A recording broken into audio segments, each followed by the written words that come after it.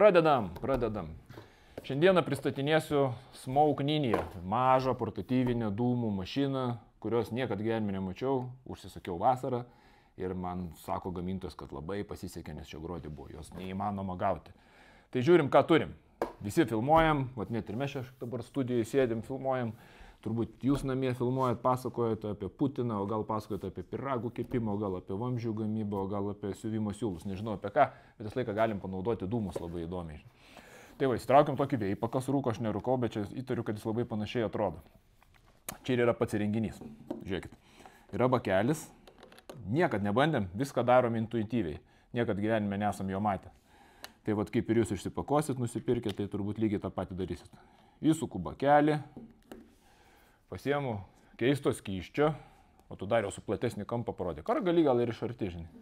Nu, čia turėtų būti kažkur skylė įlieti jį. Šie yra parduodami atskirai apie 14 eurų, kainuoja, yra įvairių spalvų. Nežinau, gal yra ir įvairių skonių, bet spalvų tai yra tiksliai.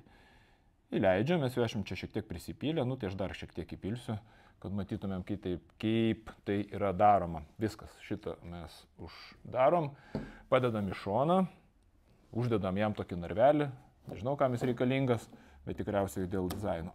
Ir gal, kad sklaidytų kažkiek, ar gal, kad šilumą sklaidytų ir neperkaitinėtų aparatas. Nu, štai toks įtarimas mano.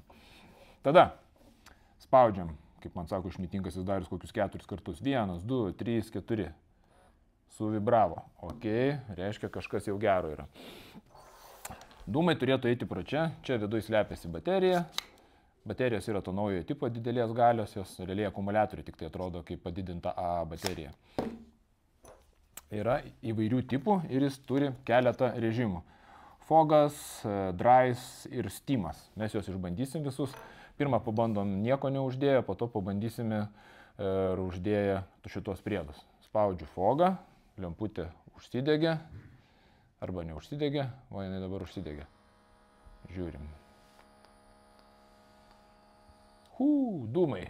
Nu, gerai. Spaudžiame kitą režimą. Man tai dūmai kaip dūmai, nieko skirtingo. Aha, jisai toks retesnis eina dūmas, bet irgi labai panašus. Šiaip jau iš karto sukuria tokią paslaptingesnę atmosferą. Tada Steam.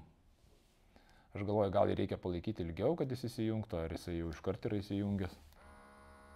Jo, Steamas, jisai, matot, leidžia tokį mažą dūmelį, čia jeigu, pavyzdžiui, reikia prieš kokio maisto, arba norim ten kokią garuojančią sriubą pavaizduoti, tai tada turim tokį nedidelį retą dūmą.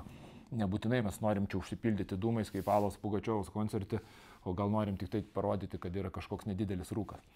Nu gerai, dabar įdomesni dalykai, žiūrėkit. Dedam va šitą tokį vamzduką, ant jo užmausime, labai panašus į mikrofono ir tą Dead Catą. Tai, žiūrėkit, pabandysiu šitokį, ar tik tai jungiam, nežinau, Dry režimas, man toks atrodo įdomesnis.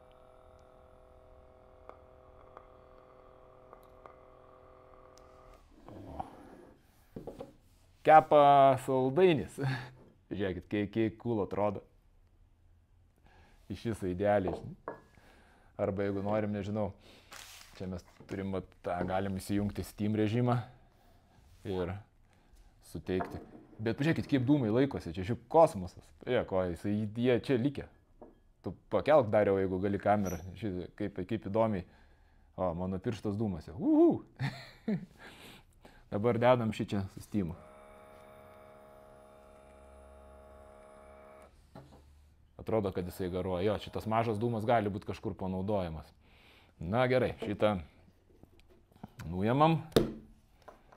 Užsidėsiu lenktą vamzduką. Pažiūrėsim, kam jis naudojamas. Ir pabandom fogą. Gal mes čia pasidarysim rūkavo sudarim.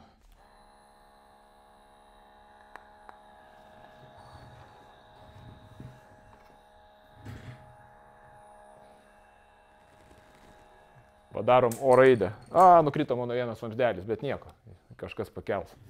Nu, iš esmės tai galim eksperimentuoti, žaisti, tai už 270 eurų tu turi ir dūmų mašiną, o jeigu kažkas esat organizavę koncertus arba juose dalyvauja patys kaip atlikėjai, tai dūmininkas važiuoja atskirai, jam mokami pinigai, dūmų mašinos yra va tokio dydžio kosminio ir ten jau yra visas projektas, o čia tu tiesiog įsimetė į mašiną, pasikroviai, čia dar netebeliko dūmų, tu turi efektą.